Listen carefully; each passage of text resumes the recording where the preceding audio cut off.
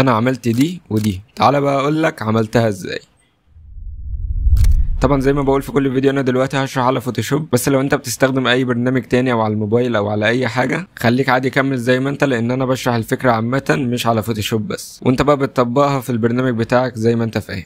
فالمهم يلا نبدا بقى على طول. طبعا اول حاجه لما بتشيل التصميم ده كله هي دي الصوره انا عاملها بالذكاء الاصطناعي، وهنا برضو لما تشيل التصميم كله هتلاقي الصوره هي برضو بالذكاء الاصطناعي، يعني دي الصوره بس كده مش تصميم. فطبعا بعملها ازاي؟ اروح رايح على شات جي بي تي عادي واقول له بالمصري كده او بالعربي عادي عايز برومت صوره معده طايره وملفوف عليها شريط يدل على التخسيس وكمان شايف، اقول له كده عادي واقول له ظبطها لي وكده يعني. يروح مطلع لك حاجه، يروح مطلع لك البرومت. والتانية نفس الكلام برضو اقول له بالمصري عايز واحد ماسك كبسوله واقف، اهم حاجه تكون جايب الفكره انت يعني في دماغك. فالمهم بعد ما بتاخد البرومت بتاخده كوبي عادي وبتروح رايح على برنامج ايمج اف اكس. ده طبعا لازم تشغل له في بي ان، انا محمل في بي ان اسمه تربو في بي ان، ده برنامج عادي يعني انا محمله، وبشغل الفي بي ان عادي وبفتحه وبفتح ايمج اف اكس على المتصفح وعادي بيشتغل يعني. وفي طرق كتير على اليوتيوب يعني بتشرح، لو قابلتك اي مشكله يعني ممكن تفتح على اليوتيوب وتشوف دي يعني ما فيهاش مشكله ان شاء الله سهله يعني. فالمهم انا بعد ما جيت اهو رحت عامل كوبي للتكست اللي شات جي بي تي جابهولي، فطلع لي مثلا الاشكال دي انا مش عاجباني او مش زي اللي في الصوره اللي انا عاملها او مش في دماغك. فانا مثلا اقول اللي شايفه دلوقتي ان هي دي مش واقعيه والكبسوله كبيره والخلفيه ساده كده، هتروح رايح برضو تاني عادي وتروح قايل له لا خلي الخلفيه في اوضه وخليها واقعيه وخلي الكبسوله كذا وكده، تظبطها له تاني يروح مطلع لك تاني وتروح تعمل ترجع كده. هتفضل شغال كده شويه يعني. انت اهم حاجه يكون بالك طويل، لان انت ممكن عادي توصل ل10 صور و15 صوره و20 صوره.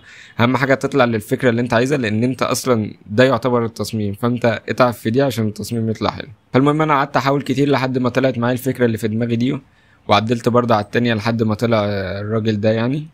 هي عامه دي بتبقى اصعب مرحله، التصميم بعديها ان شاء الله يعني بيكون حاجه سهله على طول. رحت برضو رايح على جوجل وكتبت كبسول بي ان جي عشان يجيب لي كبسوله كده بي ان جي، ما دام احنا بنتكلم عن منتج تخسيس او حاجه زي كده. جبت الكبسوله دي عادي ورحت داخل على الموقع ومحملها، وانت تشوف برضو لو اي حاجه عجبتك كمان تاخدها وتخليها عندك يعني. طبعا اول حاجه رحت اعملها حطيت التكست ده. انت طبعا لو اخدت بالك هنا الشكل ده كله ستروكات فوق بعض ودروب شادو يعني وحاجات يعني، اوريك دلوقتي عملتها ازاي. طبعا انا كتبت عادي كبسوله اهي، وده اسم الخط برضو الجريده تايتل. انت تشوف الخط اللي يناسبك برضو تعمله، ده اسم الخط يعني بالمناسبه. وبعدها اروح دايس على الافكتات واخش على الستروك. اول حاجه انا ممكن اعملها دلوقتي باللون الاحمر، فاروح داخل على اول لون يبقى احمر غامق، او اللون اللي انت عايزه مثلا يبقى غامق هو هيبقى اغمق حاجه.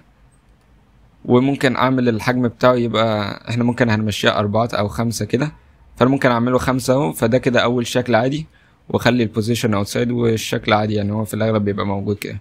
وبعديها اروح دايس على علامه الزائد من هنا اللي في الستروك، فيروح عامل لي ستروك تاني كده. اروح انا جاي على اللي تحت بقى واختار اللون الاحمر مثلا، افتح شويه واروح مكبره يبقى مثلا 5 كمان مثلا او 4 او كده. انت تشوف يعني اللون اللي انت حابه عادي. هو ده واحد اغمق وده اللون، انت لو فهمتها يعني هو اللي قدام الغامق وده ورا 10 عادي مفيهاش حاجه، فهو ده كانه اتحط عليه من قدام مفيهاش حاجه. اروح برضو دايس زائد واجي على اللي تحت خالص اخليه ابيض مثلا، وخليها مثلا 15 او 14 13 مثلا. حلو، اخليه 13 زي كده مثلا. بعديها عشان اعمل شكل 3D اللي من تحت ده اروح رايح على الدروب شادو تحت واعمل البلند مود نورمال عادي، واللون هيبقى احمر غامق كده حاجه نفس اللي كان موجوده او اغمق منه كمان يبقى غامق كده. واخلي الاوباستي اعلى حاجه، واول حاجه هتروح معلي السبريد برضو 100% يعني الاوباستي والسبريد 100%، فبقى بالشكل ده كده. وبتروح بقى بعد الديستانس كده شويه ان هو يبقى بعيد كده، وبقلل السايز عشان وممكن بقى بتقلل السايز شويه او تخليه مثلا هيبقى حاجه كده 10 ولا حاجه. تقعد يعني تلعب كده لحد ما انت بتبقى بتبص هنا تشوف امتى يكون شكله واقعي او شكله اللي هو كأنه 3D. وممكن بقى بظبط الانجل، انا اخليها 90 عشان يبقى الانجل مظبوط كده بالظبط. ممكن اقل سايز شويه، تقعد يعني تتحرك كده وتشوف لحد ما تظبط معاك يعني. انا ممكن شايفها كده معقوله، ممكن اقلل distance كمان، اللي هي تبقى حاجة زي كده. فهي بقت شكلها كده من بعيد كأنها 3D كده وطلع لقدام. في بقى حاجة برضو ممكن بزودها، بعمل حاجة اسمها inner shadow بيبقى لونه اسود، وبقلل السايز فيه خالص، واللي تشوك كده بيكبر شوية كده، وبقلل الاوباستي كده، يبقى حاجة زي كده. هيبقى حاجة زي كده مثلا. ممكن تقلل الديستانس برضو تبقى 3 يعني. ده برضو بيدي حاجة كده، اللي هو لو واخد بالك فوق هنا بيبقى كأنه كده برضو 3D كمان. ده من الانر شادو اهو. ودي يعني بتبقى العواد، انت بتقعد تلعب كده في اللي فوق. هو في الاغلب بتبقى الشكل اللي فوق ده بس اللي بتتحرك فيه يعني. فيعني دي برضو حاجة خفيفة كده بتدي شكل يعني. المهم الخط كده يبقى خلص بنسبة كبيرة. انت اصلا ممكن تاخده كده وتروح حاطه في جروب. انا دلوقتي حطيته في جروب اهو، وتروح حاطط فوقيه الهيو اند ساتوريشن، وتخليها كليبنج ماسك عليه هو بس، وتغير كده. هيبقى بيغير لك الالوان يعني ثابته. يعني انت كانك عملت تمبليت ثابت، وتغير مثلا للون اللي انت عايزه، اخضر، احمر، اي لون يعني. فالمهم كده الخط خلص. بعديها بقى عشان الكلمه اللي انا كنت كاتبها تحتيها، اروح جايب الريكتانجل تول اهي من تحت، واعمل مستطيل عادي كده، واكبره على الحجم اللي انا عايزه يعني عادي، مفيهاش اي مشكله دي. واعمل له راوند كورنر على الاخر اللي هي اقصى حاجه، عشان يبقى مثلا الشكل ده كده. ساعات بقى الشكل ده كده يعني انا بحبه، اللي هو لو انت مش شايف كويس، اللي هو يبقى كأنه نص دايره من الجناب. واكبره شويه واغير اللون بتاعه لحد ما هو كان حاجه زي كده في التصميم. وبعديها اروح جايب التكست واكتب بقى الكلمه اللي انا عايزها، وانا كاتبها بنفس الخط عادي مفيش مشكله. وبعديها بعد ما كتبتها هو اروح ظبطها انا في جوه المستطيل عادي، مفيش اي مشكله يعني. دي تبقى صغيره احسن، هتبقى حاجه زي كده مثلا. فهي بس كده احنا يعتبر اصلا خلصنا اهم حاجه. وبعديها برضو ممكن اروح اعمل نيو لاير، واجي بالبرش واروح مقرب كده واختار اللون. افضل دايس الت هتلاقي اللون كده عمل. فهو كده اختار اللون ده. اروح مقلل الهاردنس بتاع البرش تبقى 0 على الاخر، واروح دايس كليكايه كده، واحولها البليندنج مود للينير ادوج. فعملت الشكل ده كده كأنها ضوء كده منه. فدي برضه حاجة حلوة، بتبقى شكلها حلو يعني. لو انت ما فهمتش عيد الحتة اللي فاتت دي برضه.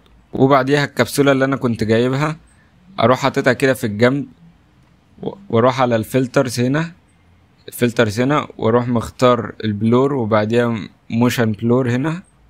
فيروح عامل لي حاجة زي دي. اروح معلي الديستنس بتاعتها واظبطها يعني كده لحد ما تظبط معاك، ليها كأنها طايرة كده. هتروح واخدها كوبي وتحطها برضو الناحية التانية مثلا هنا، بس تعوجها بشكل تاني يعني، تبقى معاك حاجة زي دي يعني. بس كده التصميم خلص. في بس كده حتة بهارات بحب احطها في الاخر. اروح جاي حاطط لاير فوق الكل كده، واروح رايح على الجريدينت تول دايس عليها. وانا طبعا هنا كنت مختار اللون الازرق، انا عايزها باللون الازرق. هي بتبقى كده. بتدخل على البيزكس، بتختار تاني واحدة اللي هي لون وشفاف، واروح ماسك كده وشادد هنا. وطبعا هتبقى لينير يعني. انت من الحاجات اللي فوق هنا دي، لو هي غير اللينير انت بتختار اللينير اول واحدة، وبترفعها كده تبقى حاجة زي كده، تدي اللي هو كأنه في ضوء من تحت. وبرضو بروح محول البليندنج مود بتاعتها للينير ادوج، فهي تبقى حاجة زي كده. ده هنا قبل اللينير، وده هنا بعد اللينير كده. شايف مدي ضوء من تحت هنا، بيبقى شكله شيك يعني الصراحة عاجبني. المهم وفي الاخر اروح برضو عامل ريكتانجل عادي، وحاطط الكلام بتاعي والارقام وكل حاجة باللون اللي انا عايزه. ممكن انا عامل كولر فيل على اساس اللون اللي انا عايزه يعني يبقى على الكل. تعملها بقى باللون اللي انت عايزه. ممكن تحط شادو او ممكن لا. انا ممكن شايفها من غير شادو احسن، يبقى يا اما كده يا اما اسود يعني، ما فيش مشكلة. انا طبعا كاتب اي حاجة دلوقتي. وبس كده يبقى التصميم ده خلص كده 100%. نخش بقى على التصميم التاني. طبعا الصورة هي كده مظبوطة. هتروح واخدها كوبي تحطها فوقيها. طبعا لو حد بيسأل ازاي يعني بشد كده وبيطلع كوبي، بتفضل دايس على الت وبتشد يروح طلع كوبي كده، يعمل كوبي. فالمهم هتروح جاي ماسك الصورة اللي فوق، وهتروح هنا على السلكشن تول هتدوس عليها، وبعدها هتروح على سيلكت سبجكت وتختار كلاود احسن من السهم هنا. وبعد ما تدوس على سيلكت سبجكت كده بس كده هيختار الشخص، هتروح دايس تحت هنا على ماسك بس عشان يشيلك الخلفية بتاعة الراجل ده. هو كده هيكون شالها، يعني انت لو اخدت بالك هو كده شايلها. انا رحت مظبط له الوانه كده. دي ظبطتها ازاي؟ رحت عادي دايس على اللاير بتاعة الراجل بس اللي هي من غير الخلفية، ورايح على الفلترز هنا، بعدها كاميرا رو فلتر. هيطلع لك حاجة كده معقدة قوي. هي هتبقى لو انت اول مرة يعني هتبقى عندك حاجة زي دي. انت هتختار اول واحدة اللي هي اللايت. ممكن هتزود اكسبوجر شوية، كونتراست شوية، تقلل الهايلايت، تفضل تحرك كده. يعني انا مثلا لو مش عارف اقعد احرك كده انهي الاحسن، اكيد لما احود يمين كده شوية اقعد احرك كده انهي الاحسن. مش لازم يعني اتحرك كل حاجة، بتشوف يعني اللي ممكن يفيد يعني وخلاص. هي في الاغلب يعني ممكن نخليك في اول واحدة لو انت لسه مبتدئ، لو انت تعرف الباقي يعني تمام اوي. هي اهو بقت حاجة زي دي كده. دي برضو تاتشاية بس كده بتبقى زيادة يعني. وبعدها رحت جايب اداة الريكتانجل تول، ورحت عامل المربع كده باللون اللي انا عايزه طبعا، وهيبقى الازرق نفس اللون اللي احنا مثبتين عليه. انا طبعا اروح حاطه كده، فهو هنا هو لحد دلوقتي انا عشان احطه فوق الراجل فهو موجود فوقيه كده، فاهم؟ فانت هتروح شده وتحطه ورا الراجل اللي هو الشخصية اللي احنا فصلناها، فهيبقى حاجة كده كأنه طالع من ورا يعني. فانا ساعتها كنت عملت حاجة زي دي. الفرق بس ان انا رحت اعمل راوند كورنر. لو عايز تعرف يعني برضو، يا اما هتشد دي كده، او يا اما هتروح من هنا وتعلي كورنرات كده، تبقى حاجه زي دي يعني. ان شاء الله سهله ما فيهاش حاجه. ممكن برضو ان انا حبيت ازود يبقى في شادو هنا ومن وراه، فبتروح جاي على الريكتانجل وتعمل نيو لاير وتخليها كليبنج ماسك عليها. تفضل دايس الت وتخليها كليبنج ماسك كده، او يا اما كليك يمين وبعدها كرييت كليبنج ماسك. فهي كان طلعت معايا حاجه زي دي، وبتقلل الاوباستي يعني تظبطها، يعني حاجه خفيفه كده يعني بتبقى شكلها حلو. وبس اروح جايب التكست واكتب فوق المستطيل الكلام اللي انا عايزه. يعني هنا مثلا كنت عايز اكتب اهو الكبسوله السحريه، هي ما فيهاش اي مشكله عادي، انا كاتبها اهو عادي. ورحت اعمل شويه دروب شادو كده، يعني بيدي شكل حلو. اللي ممكن بس لو انت ما تعرفش ازاي يعني، فالزياده دي او اللي هي الحته الزياده دي بتروح دايس شيفت وحرف الجي او يا اما حرف التاء في الكيبورد، هتلاقيها بتمد كده اللي هي بتبقى مد كده. دي بتحطها عشان انت بتحاول في التصميم دايما بتحاول تخلي الحاجات اللي زي دي مثلا يبقوا الاتنين فاهم نفس كأنهم في مستطيل كده. يعني لو حاجة صغيرة وحاجة كبيرة ممكن مبتبقى شكلها احسن حاجة يعني، هما عشان يتظبطوا فدايما بنحط دي في العربي. ان شاء الله تكون فهمت يعني. بس واسم الخط ده كايرو، وعملته على البولد يعني لو انت بتسأل. بس ورحت كاتب فرق وضع في الميزان تحت هنا وبكايرو برضو، بس خليتها لايت. انت برضو تشوف اللي يناسبك او اللي يناسب العميل براحت يعني، تشوف انتوا مع بعض الخط وكل حاجة. وبس في حاجة برضو زي اللي عملناه في التصميم التاني، تروح جاي فوق المربع ده كده وتجيب برضو البرش وتختار اللون ده وتقلل الهاردنس اقل حاجة وتدي كليكاية كده، وبعدين لينير ادوج. لو ما فهمتش برضو ارجع تاني عشان تدي الضوء ده كده.